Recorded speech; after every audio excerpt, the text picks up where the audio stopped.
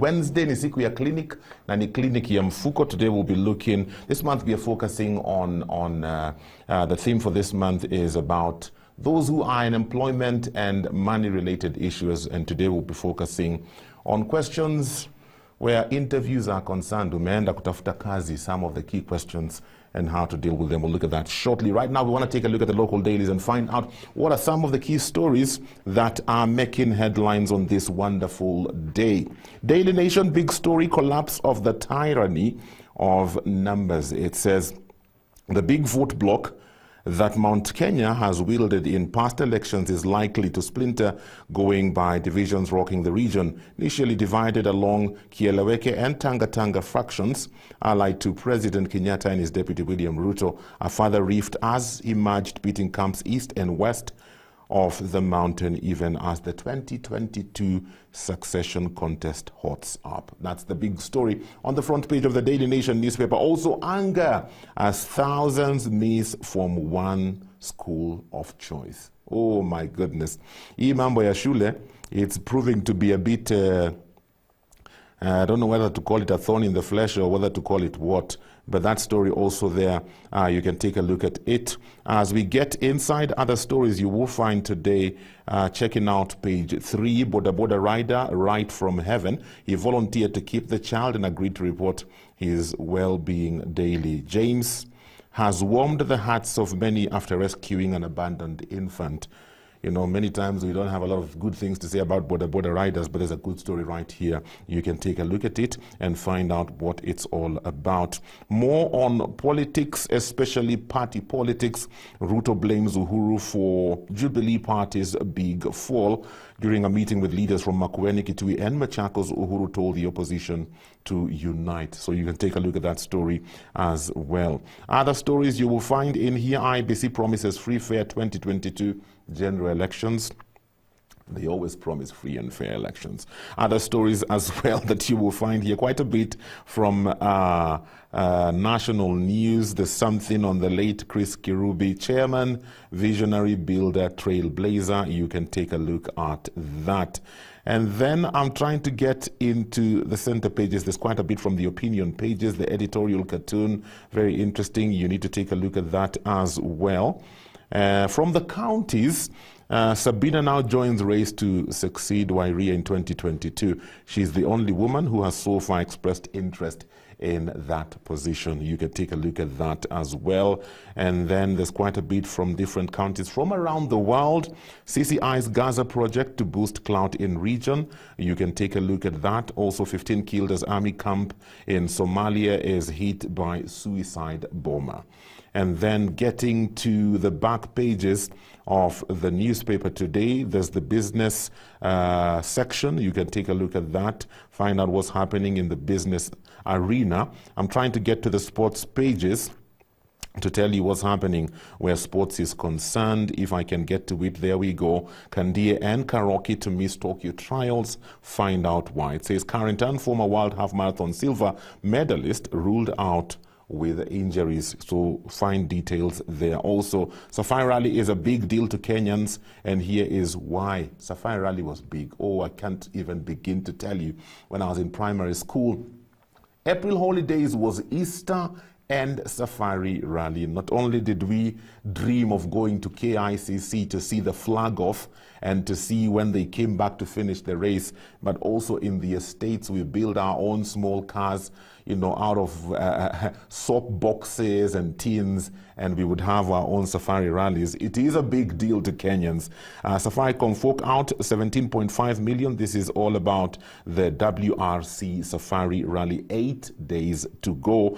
And then in the back page of the Daily Nation today, anger as thousands miss from one schools of choice. Those are key stories you will find in the local dailies today. Grab a copy, keep yourself informed on what's happening locally and internationally. And as you do that, Gashai is very important. Eden tea, the finest garden tea, Eden green tea, Eden purple tea, Eden lemon tea, Eden ginger tea, and Eden Premium Tea, available at leading supermarkets, comes to you in affordable prices. If you haven't tried Eden Tea, I would encourage you to get some Eden Tea. I have my cup of Rashai every morning as I come to the studio, and it has to be Eden Tea. The richness in color, aroma, taste, absolutely predictable because it is consistent, because it is packed right at the source, Karirana Tea Estates in Limuru. So grab some Eden Tea, finest garden tea, and Eden Tea is reminding us, together we will put coronavirus at bay. Watu waoshe mikono na sabuni na maji,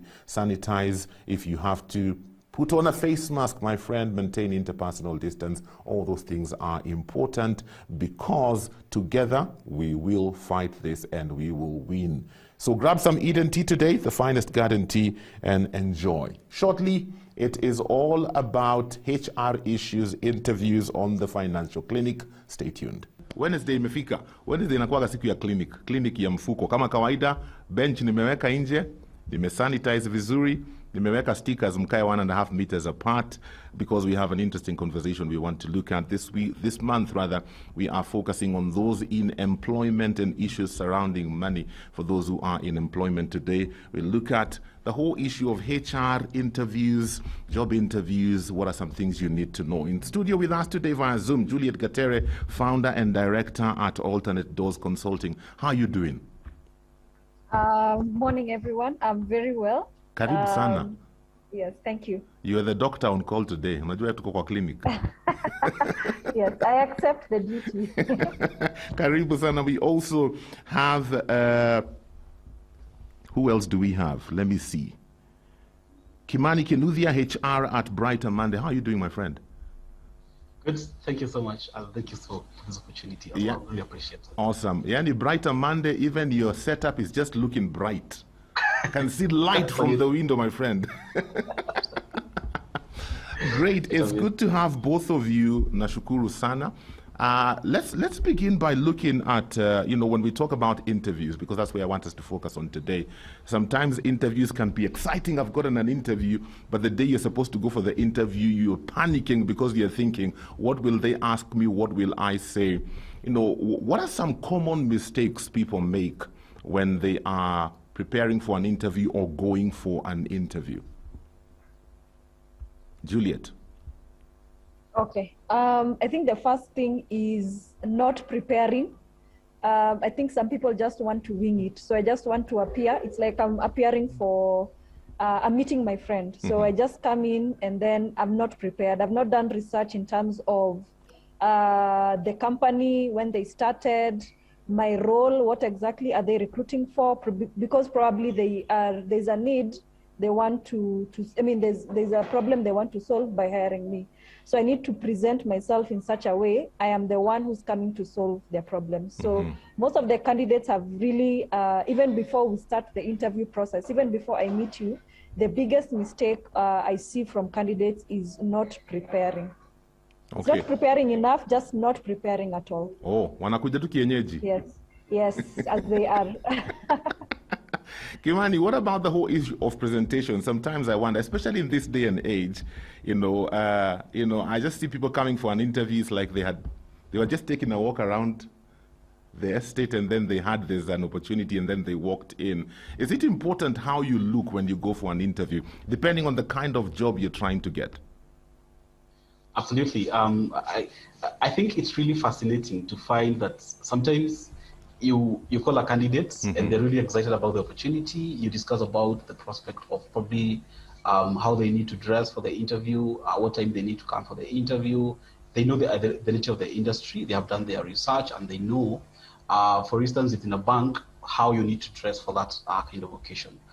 But you still find that even with online interviews right now, what we are doing right now, candidates still don't prepare. I mean, they don't really dress professionally when coming for the interviews.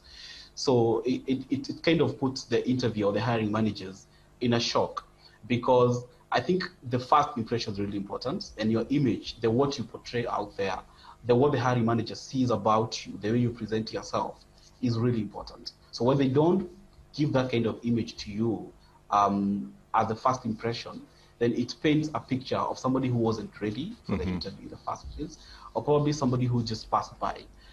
So you can give me the job, or you may not give me the job, I'm still okay. Wow. You know, I find that this generation today, some of these things we are talking about, they would hear and think it's not a big deal. You know, somebody would tell you something like, are you hiring me for how I'm dressing, or are you hiring me for what's between my ears? You know, I've even had people who have issues at their workplace because they're thinking, why should I stay here between 8 and 5?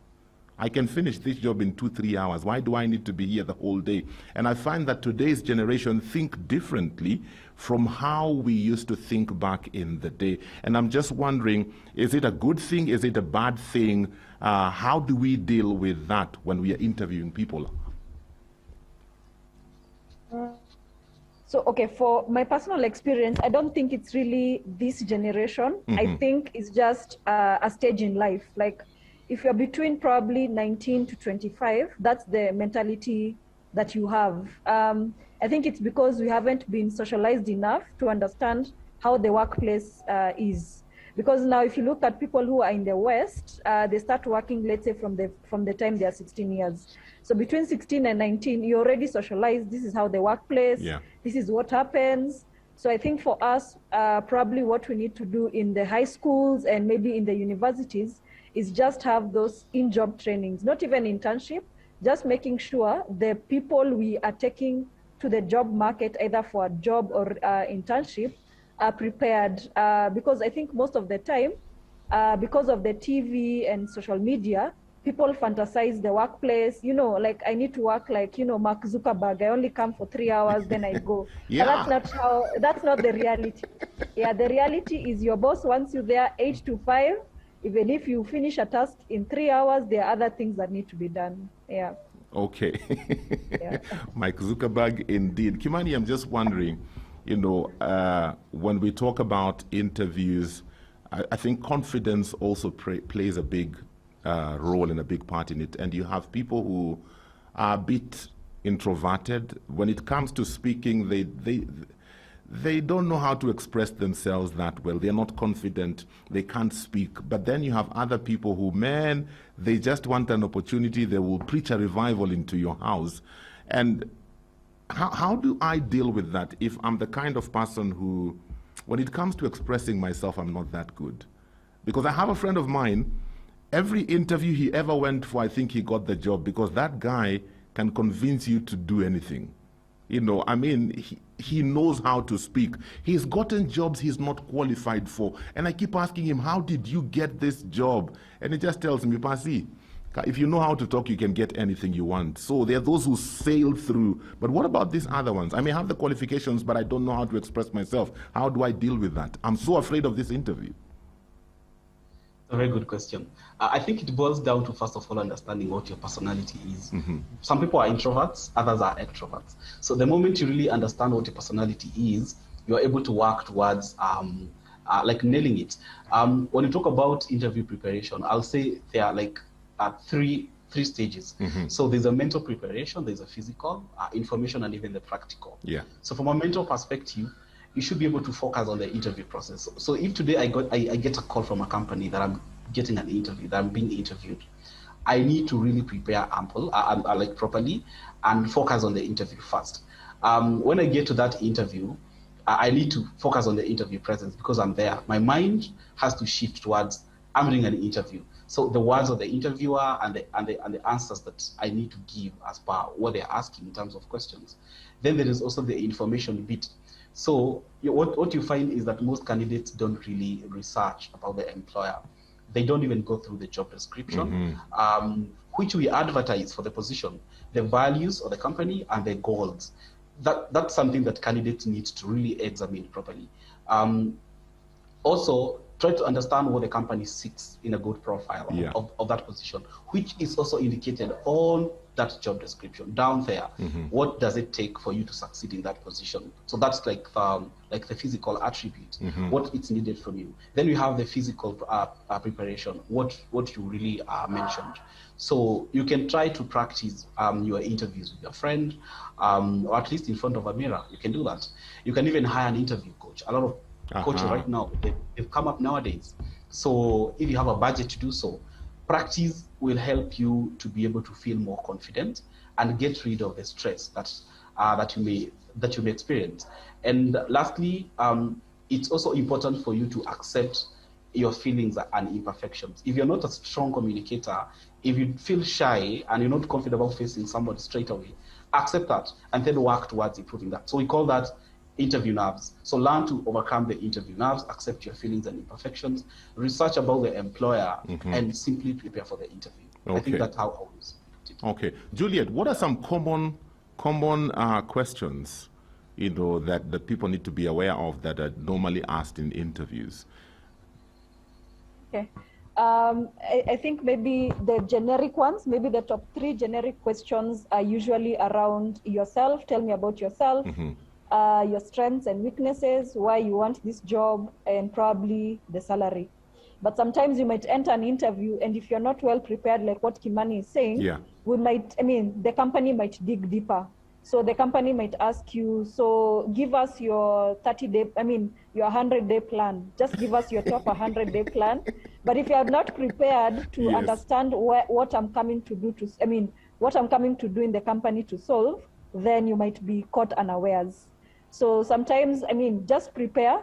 Sometimes when you go to an interview, they might even tell you to sit down and do a written test. You can sit down. You can be locked in a room with other people and you don't know it's an interview, but they want you to, they want to see how you interact with other people. So just, research a lot, but the generic questions, just make sure you prepare enough, especially tell me about yourself. That one is... In fact, I'm wondering, when you tell me to tell me about yourself, what am I supposed to say?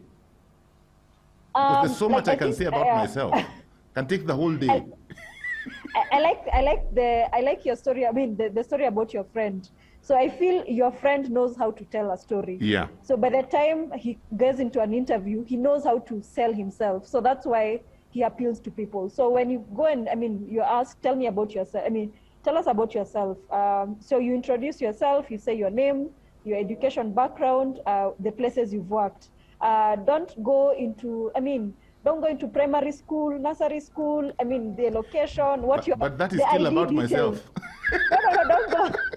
Your ID details, don't go through those things, where you come from, all those things. So just focus on key areas and make it very light and fun. Don't make it very, don't make it like a book, like you're in a theoretical exam. Yeah. So just make it fun and engaging.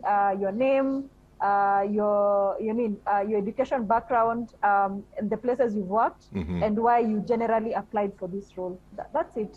Okay. Mimi ningeanza kuambia niko na ng'ombe 3 huko Geshagi, moja imekataa kutoa maziwa. Yeah, because you also don't want to bore the interviewers, because when you bore them, they lose interest. Okay. Yeah. I think the other question that sometimes it becomes a bit difficult to ask, Kimani, is why do you want this job? Because the salary is good. How do you answer that one? Why do you want this job?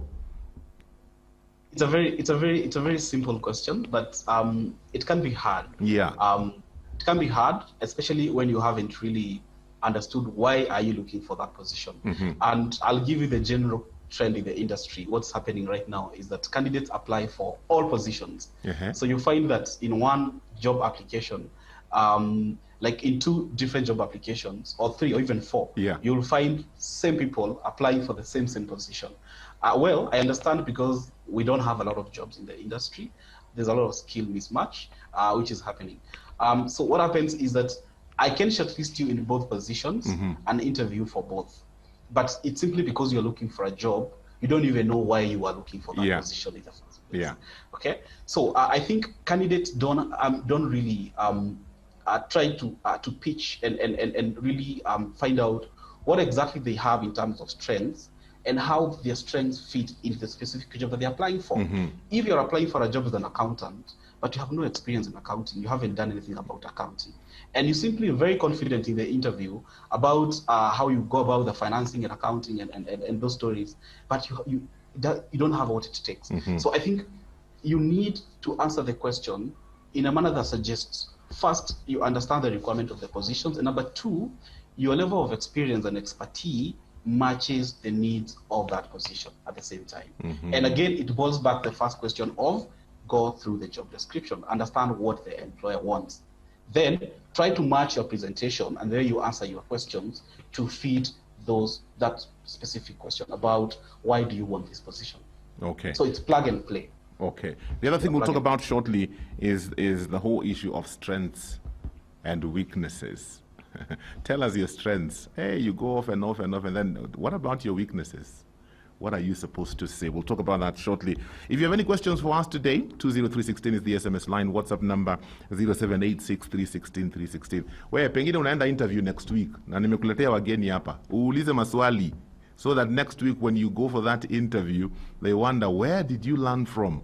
Or where did you learn from? And how did you know all these things? You're so confident. We are here to equip you.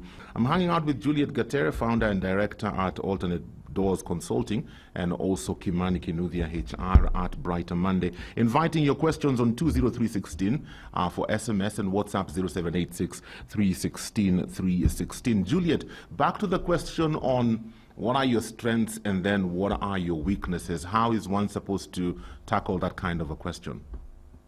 Okay. It sounds, in theory, it sounds very simple, but practically it's a very difficult question, even for anyone, even somebody who's experienced. So I'll just go back to what Kimani said. You have to look at the job role. So just look at the job role, and then sometimes it just needs for you to be self-aware, and even the practice sessions that you've done with your friends, your family, and even maybe the coach. So if you look at a job, let's say for an accountant, and it says, an accountant needs to pay attention to detail. So that should be your first strength. And don't lie. If it's not your strength, it's not your strength. Yeah. And so if it's three, just come up with three strengths based on the job. And also based on yourself. So if it's an accounting role, attention to detail, you're good with numbers, those type of things. And then when it comes to weaknesses, you can just pinpoint maybe 2 or 3 weaknesses that you generally have, but mention that you are currently, how you're currently solving that problem. So for example, you can say, I'm not a good timekeeper, but what I've learned that in order for me to make it on time for my appointments, I usually wake up, let's say, 2 hours earlier compared to what I had planned, so that to make sure that I don't get late to my appointments. So for weaknesses, pinpoint something that you're currently working on or something that is ongoing, but it's still a weakness that you have. What about saying, what about those who say, weakness, I can't think of any currently? I think that one during an interview, it comes in as in bad taste. Okay. I think you should, nobody's perfect, so you should say something. So even during an interview, when the HR person is there, they also want to know, can I really work with this person? So if it's somebody who say, I don't have any weaknesses, so this looks like a person, when we give feedback, it's going to be a problem. So yeah, so just be self-aware, and you can even Google sometimes, but make sure it's true to you. Yeah. Okay, Kimani, I'm just thinking sometimes that question about weaknesses, you have this feeling that weakness in anitoa max. So when we come to negotiating the salary, it's like I'm giving them ammunition not to pay me what I desire to be paid. How do you deal with that? A smart interviewer already knows your weaknesses even before you can mention them. So sometimes I'm asking you that question to try and understand if you know yourself. And I think the worst is what you mentioned. The worst is when you say, I can't think of any weakness right now. So me, I'm like, okay, but you're human. So I think what candidates need to understand is that the interviewer, the hiring managers, are equally human. We totally understand that you can be late for work. We understand that you might have issues of maybe public speaking or presentation. You don't have experience in using a certain software or certain program. Yeah. Or maybe you have a difficulty in taking criticism. That's well, it understood. So that by the time, if we give you that opportunity, it gives us an upper advantage to know how exactly we're going to train you. Where do we start? So this person is difficult in doing public speaking, but his role and his or her role entails that this person needs to go and do presentations. Yeah. Okay. So the company will now put you on a training program when you report. But now when you exude a lot of confidence that you don't have any weakness, and when we can see that you have that particular weakness at the end of the day, then I think it puts it puts you in a really awkward situation. I think candidates need to be very honest about what they feel about themselves and where they know they're not really strong at. Okay. The question of money. The question of money is a big one. You know, what were you earning in your last employment? You know, it comes off sometimes as a trick question because you're thinking, okay, so you want to see what I was earning there so that you know what you can pay me. And sometimes the temptation is to lie because you're thinking, maybe they may never even check. So Juliet, when they start asking me what I was earning in my previous job, how do I answer that one with wisdom? It's not wisdom per se, maybe just say the truth. Because already when you're in a room with other people who are interviewing, I mean, the interviewers who are also in the industry, probably they even know what your current company is paying you. So if you go there and lie and say you're getting paid 3 times more, you might even knock yourself out of the job. So the best thing is just say the truth and say what you're expecting. If you're expecting 3 times, just say it. So you can just say, for example, I'm earning X amount of money. I'm expecting, because this is this and this company and this job role I've checked in the market, this is what it pays. So I'm expecting between this and this amount because of this. Probably you have upgraded. The targets for the company are a bit bigger. So there are different parameters for you to justify why you want 3 times more. I find that a lot of us are not very confident when it comes to discussing issues about what we expect to be paid. You know, not many people are comfortable articulating that. I don't know whether we doubt our worth or we don't really know our worth, you know, and sometimes we really fumble a lot when it comes to that question. How do I get to the place where I know what I'm worth and I'm able to answer that question confidently? Even if my previous job was underpaying me and I'm expecting more, you know, just being able to allow those words to come out of my mouth, Nishida. For a lot of people, how do you handle that, Kimani? Yeah, I think what candidates need to know when answering this question is that, yes, it sounds confidential, to be honest, because I'm asking you how much money you are earning in your previous position. And it's not guaranteed that when you tell me how much money you are earning, that I'm going to give you that position or that job. But it's a very good question because it's basically upon the candidate to know how to respond to it. Obviously, the hiring manager wants to maintain a negotiating advantage over you. I know it's a trend that probably might come to an end, or maybe it might shift in terms of maybe the hiring manager asking you how much money you'll be expecting. Maybe they should look at your worth based on your experience and your CV, and then they gauge how much money you're going to be paid. Yeah. So probably the question might shift to towards, I've seen you have 8 years experience, you have a lot of experience in leadership and communication, you've done ABCDE. How much do you think will be worth paying you? So I think that's a better way to ask that question. But nevertheless, in instances whereby you've been like really pushed and cornered that you have to answer that specific question, then you have to. So it's very important to first of all understand the market rate in terms of your position. Okay. Research the industry that you are in. Maybe you are in the media industry, you're in the recruitment industry, you're in IT or whatever. See what the average pay for an IT officer, an IT manager, or a marketing manager, marketing person with this specific industry and with these years of experience. It doesn't matter how much money you are paid in your previous position. Okay. Because that's your worth. To be honest, that's your worth. So a smart employer will always look at your worth and determine how much money to pay you based on that, and not entirely based on what you are earning in your previous positions. Because you find most companies will underpay you. Maybe you came as an entry-level person, as an intern, and obviously you've grown and risen to where you are, which means you may not fit the market rate at that situation. So I think the best approach is to reframe your answer to express their salary expectations or requirements for the job. In other words, tell them what you expect to make. Be so much hell-bent on what you really expect to make.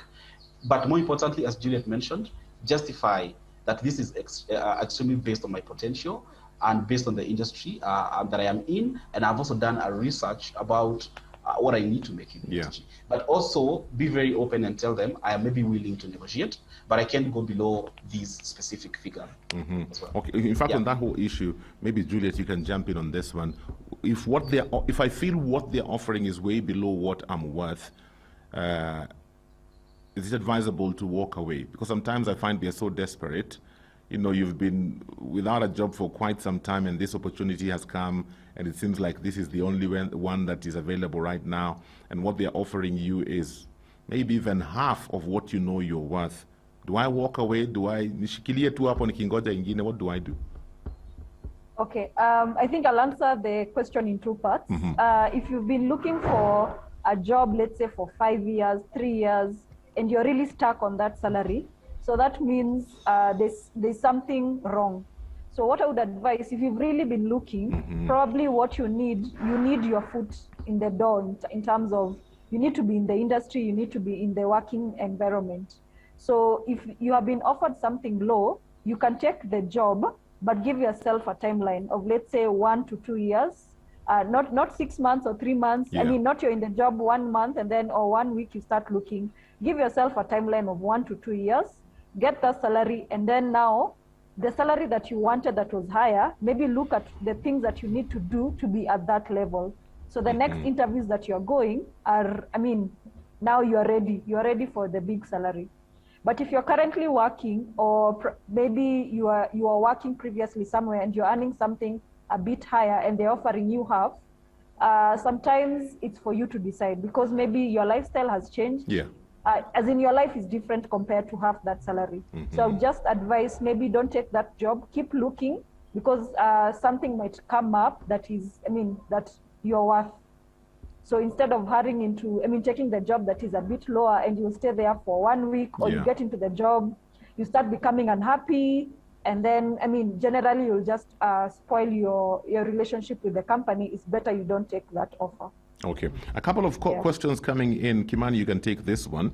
This one is from my good friend, Reverend Bernard Warui. Reverend is saying, I once went for an interview and realized it was a group interview. 10 of you are put in one room with the panel. Questions are thrown to the floor without pointing to who is to answer. One of you has to answer. Some may be talkative and answer all questions. Others might be hesitant and leave the room without answering any questions. How does one build on or give a contrary answer to a question already answered by a fellow interviewing? And what are your thoughts about group interviews? Group interviews are good. Sometimes, especially for multinational companies, and for senior positions, I've seen that happen. That happening quite often. Everyone wants to participate. They all want to get some feedback of the kind of person that they want to hire at the end of the day. It's not like they would want to scare you, and that's the reason why there are 10 or 15 of them in that interview room. I think the biggest strength that a group interview tests, it's mainly confidence about you, because they're looking at you speaking to 10 or 15 of them and answering a question. So it's akin to just doing a presentation to 10 or 100 or 200 people, and you have to be like stand there, give your story, give closing remarks, and answer and respond to questions. So when it comes to that, again, they're also looking at who stands out. So you are 15 of you or 10 of you, and you're in front of a group interview. So out of all of you, who's the strongest? Who's the fastest? Who stands out? Who's more confident? Who is the first to answer the question? It's not about who answered the right or the wrong question, but who is more confident and who is the fastest in terms of doing that. I think that's probably the best way to look at it. Okay. Before we listen to some music, Julia, David is wondering what employees are looking for. He says he has applied for more than 100 jobs. Na hajapata hata moja. What employers generally look for is what I have advertised is what I am looking for. So if you structure your profile or your application in such a way, it's not like, you know, sometimes it's like you're just spamming, you're just sending CVs. But if you don't structure your CV in a certain way according to the job role, then that's where now it becomes a problem. And also, sometimes the jobs that are advertised, they're a bit more competitive. So if maybe David can look at other ways of looking for jobs instead of applying the online ones and the ones advertised, maybe he can reach out to businesses you'd want to work for, even if it's an internship or a volunteer for a small period of time before they can confirm him. Probably that one would be easier for him to ease into the job market. Okay. Okay, great. Yeah. We have about 15 more minutes to go. If you have any questions for us today, 20316 is the SMS line and the WhatsApp number is 0786 316 316. It is the Financial Clinic. Today it is all about job interviews. We are having Juliet Gater, founder and director at Alternate Doors Consulting, and Kimani Kinuthia, HR at Brighton Monday. Your questions are coming through on 20316. WhatsApp 0786 316 316. Kimani, there's a question here. This gentleman is asking, assuming you're applying for a technical job, why do HR do a test only on theory and use the results in decision making, yet somebody could be excellent in practical than theory? I don't know where that happened, but it shouldn't happen because I think an assessment has to be tailor-made towards your specific nature of the industry. Yes. If you are interviewing for, like for instance, for an HR position, which is more of like not technical, I'll basically ask the theoretical questions and then do probably a formal interview, either physical or online. But if it's a technical position like an IT or a developer or something like that, I think it would be unfair for a candidate to just take a theory and basically that's it. Unless you know, there are those positions whereby they really want to see a big number of applicants. First of all, do maybe a psychometric test or an aptitude test, and basically to test the kind of personality that you have. Okay, maybe the role needs a specific kind of personality for you to come and fit in. So that's the first shortlist criteria that they're using to weed you out. So you don't qualify for that, then you don't go to the next round. Okay. Okay. Yeah. Several people are asking about the cover letter and the CV and what to include in it. Remember back in our days, the longer the CV, the more you thought you had an opportunity. We put our hobbies in there. I love dogs, got a green cat. You know, we put so much information there. I'm seeing things are changing today. So maybe, Juliet, you can answer Stephen from Ruiru. He's asking what are the necessary things to put in a CV and also the cover letter. So I'll start with the CV. From a recruiter's perspective, because if you look at our emails or our databases, we have like a lot of CVs. So generally, most HR people and recruiters don't look at cover letters. We might tell you to send, but we don't look at them. Okay. So in terms of the CV, please make it very brief, 2 pages maximum for experienced.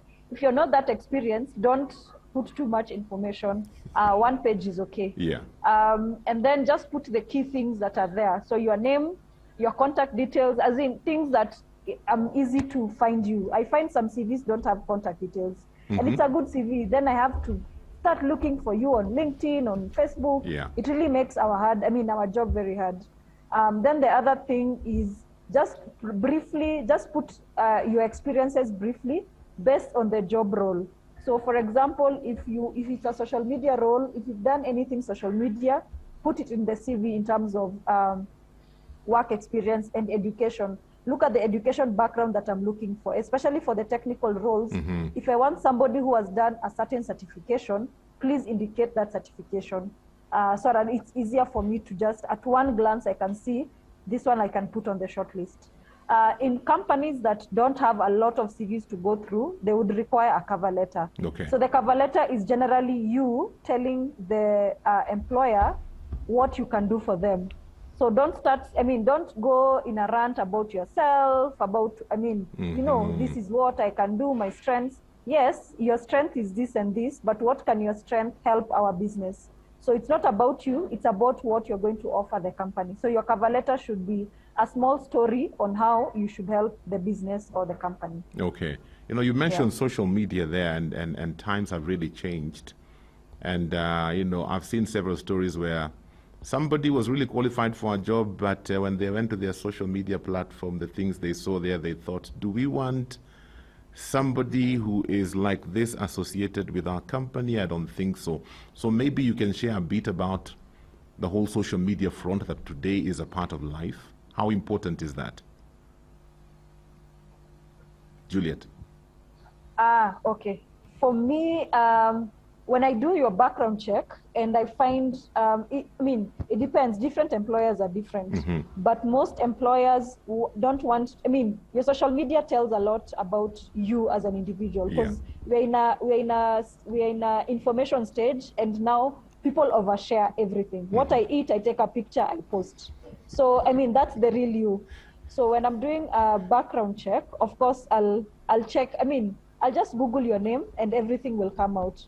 So if I found questionable things, you're a bully online, questionable photos, of course I don't want to hire you, because that's the real you, and that's what we'll have to deal with on a day-to-day basis. Yeah. So generally, that's why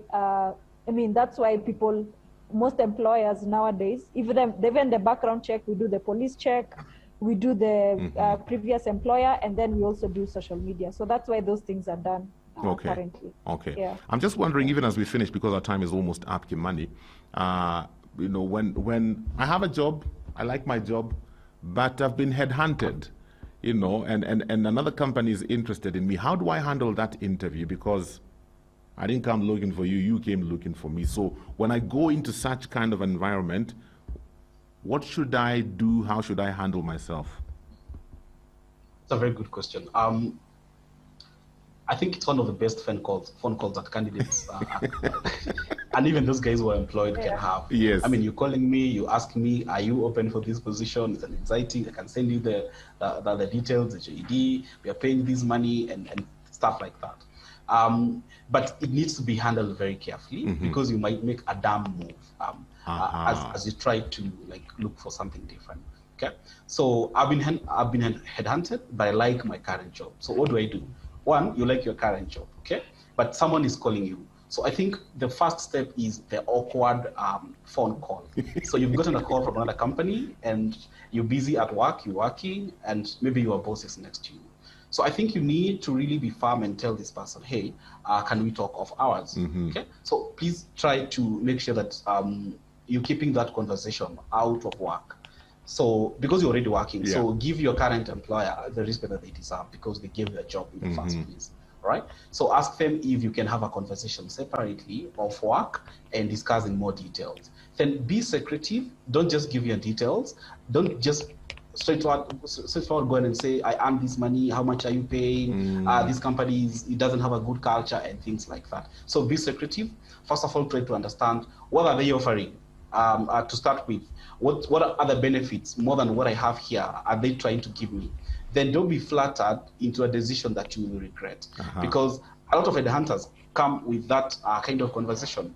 Then you need to sit down and really assess the offer.